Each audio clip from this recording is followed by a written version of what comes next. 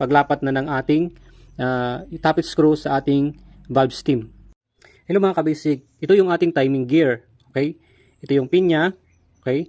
Ito yung cam lobe niya sa likod. Yan. Okay? Kung halimbawa, nag-tune up kayo ng valve clearance, tama naman yung nilagay yung gap niya, tapos maingay pa rin, i-check nyo itong ating timing gear. Kasi dito, pag halimbawa itong ating pin ay luwag na, ito yung sanhi ng hindi maganda, hindi pino yung paglakad niya dito. Okay? Sa ating, yung partner niya sa baba. Okay?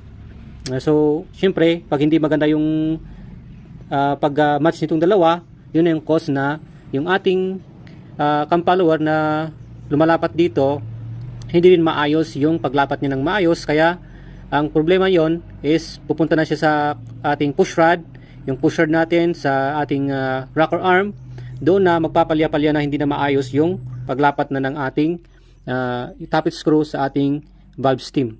Kaya check nyo ito, no?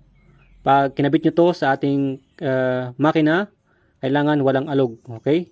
Walang alog siya. Walang alog sa kanan, walang alog sa kaliwa. So, ayan. Walang alog dapat yan. Okay? Dapat good yung pin natin din. Alright? So, ayan, magkakasama yan.